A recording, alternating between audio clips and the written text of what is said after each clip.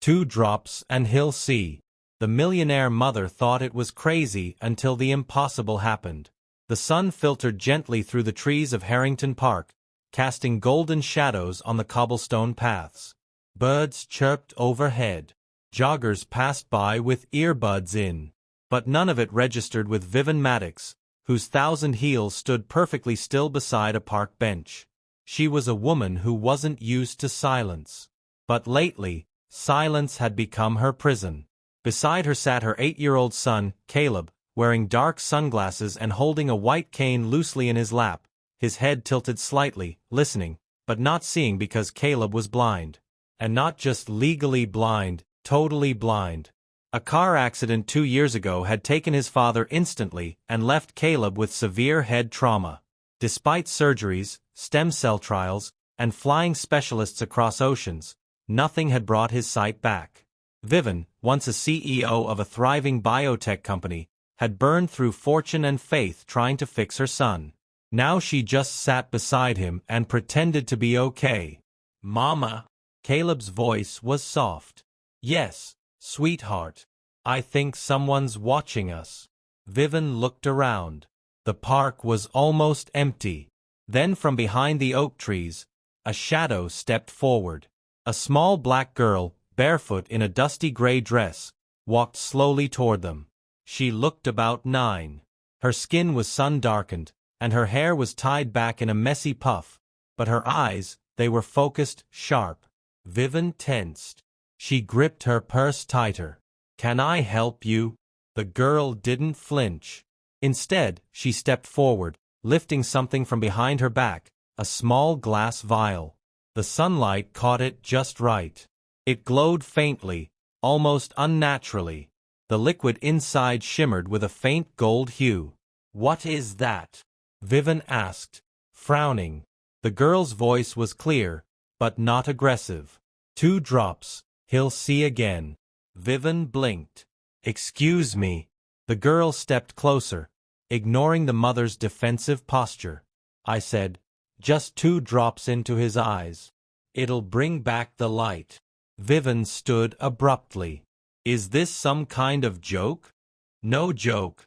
You don't just walk up to people, and I saw you crying yesterday." The girl interrupted quietly. "By the statue. You said you'd give anything for him to see again." Vivian froze. She had been there alone, crying into her scarf after another doctor said the words, "No progress." "How did you?" "I sleep nearby sometimes. I hear things. I saw him trip over the roots last week. He bruised his knee." Caleb tilted his head. "You were there?" The girl smiled softly. "You said the birds sounded like water. That was beautiful." Vivian's heart pounded. She didn't know whether to feel invaded, grateful, or terrified. "I don't know what you're playing at, but you can't go around offering." "It's not from me," the girl said. "It was given to me by someone who saw what others couldn't." Vivian stepped between the girl and Caleb. "Back away, please." But Caleb's voice cut in. "Mom, can I smell it?" "What?" "I can smell everything. Maybe it's real. Maybe she's telling the truth." Vivian looked down at her son, his little hand reaching forward open, trusting. Then at the girl, barefoot, dirty, but calm. "This isn't safe," Vivian muttered. The girl didn't argue. She simply held out the vial. "1 sniff won't hurt." Vivian hesitated, then took the vial and gently lifted it to Caleb's nose. He inhaled and suddenly his lips parted. "I know this smell," he whispered. "It smells like the backyard, like spring and rain." And his voice caught. "Dad's cologne." Vivian's chest clenched. "No one knows that scent," she whispered. "It was discontinued." "You can't." The girl nodded. "It remembers." Vivian was trembling now. Logic was unraveling. She'd spent millions on clinics and researchers. She didn't believe in magic. But Caleb's face looked different, like something deep inside had recognized something. "Please." Caleb whispered. "Let me try." Vivian knelt before him. What if it burns your eyes? What if it's poison? What if, Mom? Caleb said, reaching for her hand. What if it's the thing we were waiting for?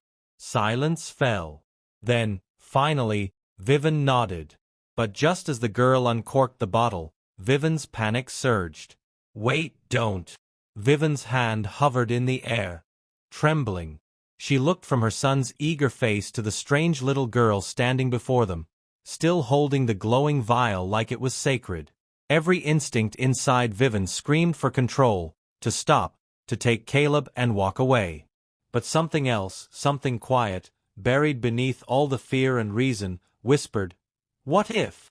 The girl's voice was barely a murmur. "You have to trust it." Vivian stared into the child's eyes. There was no sales pitch, no fear, no trembling voice of someone trying to scam a millionaire mother. Only stillness and truth. She let out a shaky breath. Just 2 drops. The girl nodded. No more.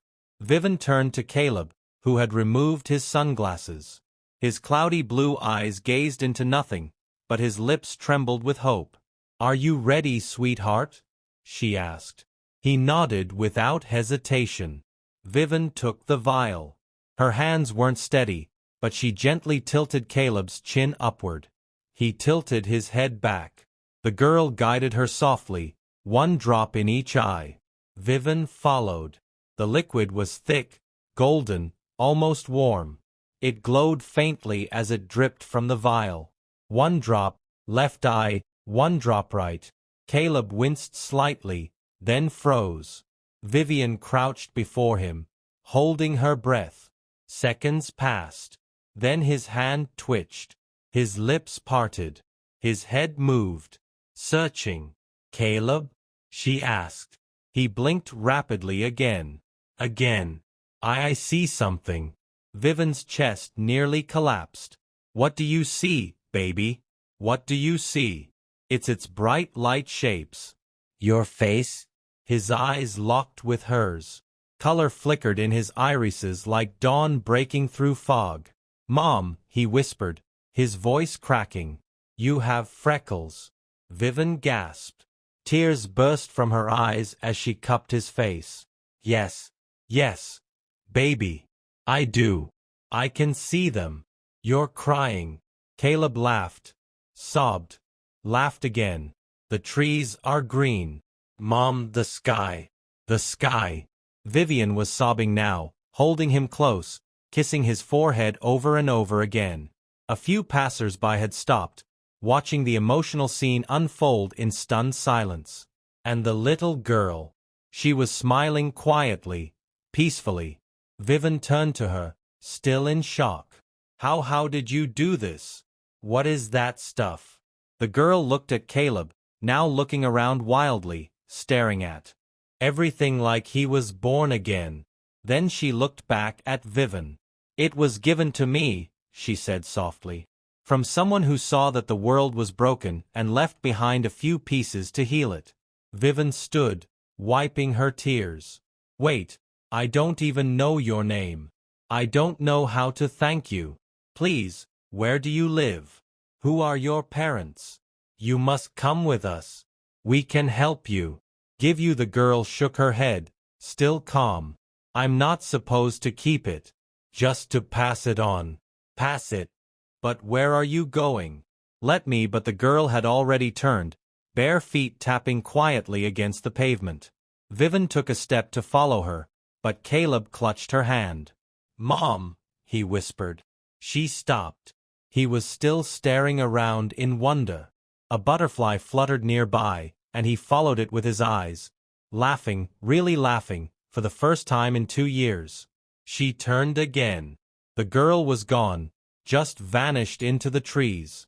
Later that night, Vivian sat by Caleb's bedside. He had fallen asleep mid-sentence, talking about everything he'd seen that day. The boy, who hadn't spoken more than 10 words in a day, for months, was now unstoppable. Vivian quietly opened her safe and removed a small velvet pouch. Inside sat the empty vial. She stared at it. No label, No explanation, just glass and memory. She would never understand it, never explain it, but she didn't need to. Her son could see. She smiled, tears falling silently down her cheeks. Somewhere, somehow, that little girl was healing the world. One child, one miracle, one drop at a time.